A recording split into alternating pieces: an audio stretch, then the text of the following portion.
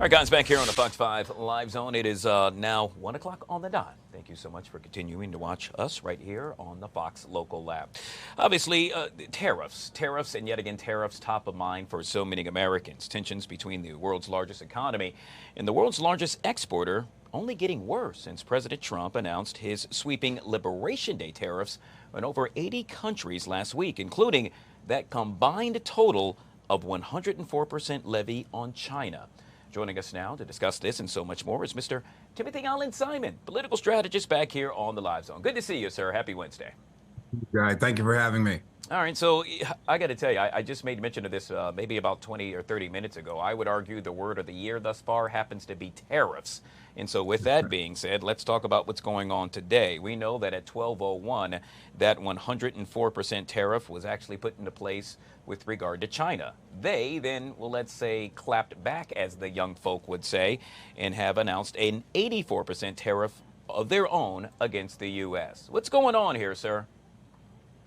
Well, China's digging in. The Chinese foreign minister stated that they're prepared to fight the United States, not only in tariff wars, but any war that the U.S. selects, which was a very bold statement in lieu of the fact of where the United States and China are conflicting in areas like the South China Sea. But what we're seeing is that China is a major exporter, and their economy is very reliant upon the largest consumer market in the world, that being the United States. But since the tariff wars have begun, along with other Trump administration policies, other nations are finding ways to trade around the United States. This is isolation in a reverse form. And I believe that's what we're largely seeing from China. China will be negotiating with the EU, with African countries, with other countries in Asia, to try to supplement the loss of the U.S. market or the loss of the consumption in the U.S. because of the high tariffs. The EU has basically said the same thing to their trade minister, and I think we'll see the same from England. The interesting fact is that the administration did not impose a higher tariff on Russia, which has drawn some eyebrows to rise. But be that as it may, we're in the midst of the worst tariff war that I've seen. And a tariff war is different than a trade war, but we're in the worst tariff war that I've seen, and it's having enormous impacts on global capital markets. At one point, it was a sell-off of stocks, but as of this morning, it's also a sell-off of bonds as well. So this is where investors are moving right to cash because of the level of uncertainty, as I've discussed on your show before. Yeah, it's evident there is definitely a level of concern. Speaking of that, let's discuss what the CEO of J.P. Morgan Chase said, and that is stating in so many words that a recession is a likely outcome as a result of the so-called trade wars. What do you think? Will that actually happen?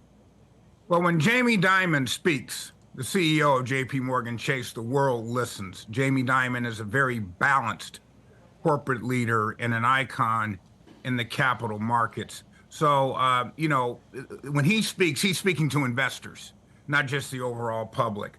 I had an economics professor in my undergraduate years.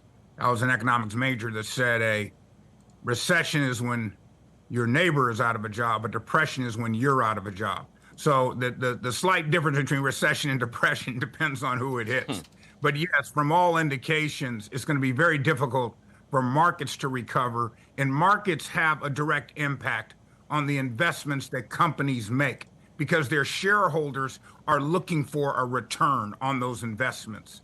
So if they are not gaining those returns, then decisions have to be made within the company in order to try to find that margin of profit and sometimes growth. Yeah, gosh, yet again, such vital information. And speaking of that, with regard to the tariffs, let's talk about the tariffs that went into place Saturday. And today, well, we now know that several, in essence, let's say notable exclusions, if you will, that need to be made mention of. And they include aluminum, autos, steel, copper, and lumber, plus pharmaceuticals, semiconductors, critical minerals.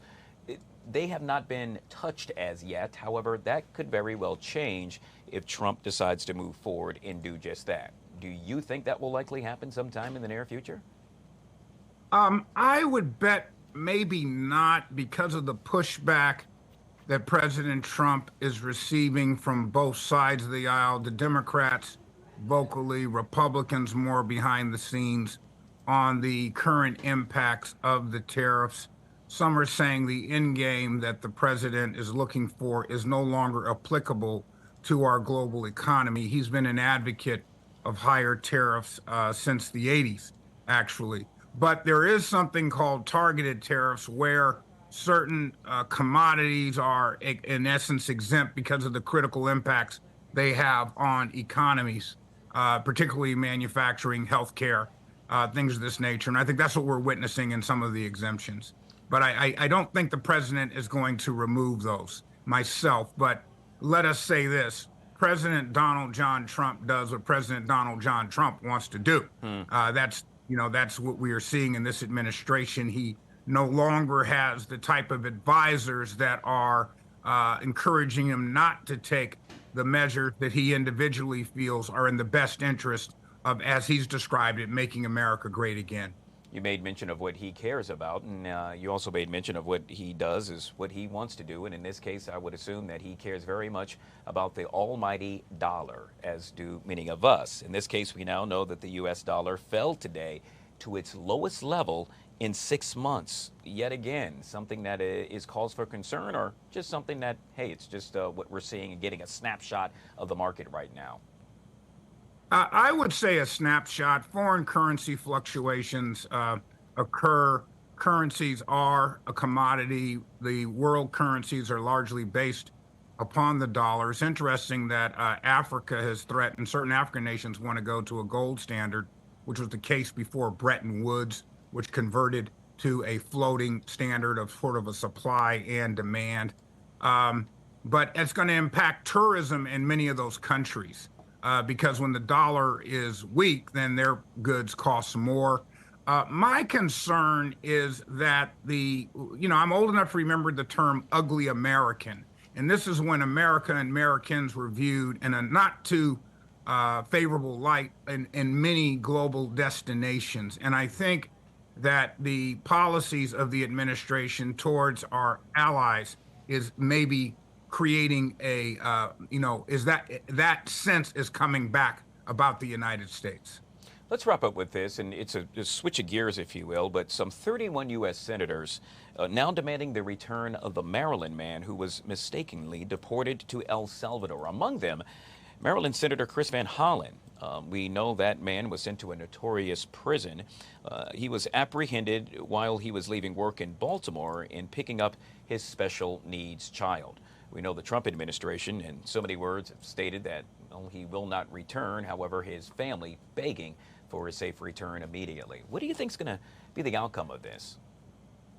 Well, it's clearly in the hands of the court, but I want to believe that eventually, if it goes to the Supreme Court or a federal court of appeals, that they will demand the return for this reason, not so much the individual, which the Trump administration still stands by their belief that he has ties to one of the Central American gangs, but more so because of due process. Due process is for all persons, not citizens. And that's what those who abide by the rule of law, myself as an officer of the court, that's what the strong argument is. And I would say that this is a slippery slope. The question becomes, if we continue to have people deported, students or otherwise, because of what is alleged, or their speech or their beliefs or their alleged affiliations, then who's next? Where does this target move to next? So I think most in the legal community would say that he should come back into this country and stand before a judge and a magistrate and be allowed to present his position regarding these alleged affiliations, which so far have been circumstantial at best, but the administration is claiming that they do have evidence that they at this time are not revealing. So it'll be interesting to see how this plays out, because it's going to have an impact on immigration to this country on a much wider scale than this individual. Mr. Timothy Allen Simon, yet again political strategist, joining us right here on the Live Zone. Always good to see you, sir. Thank you so much for your time. Great. Thank you, Guy.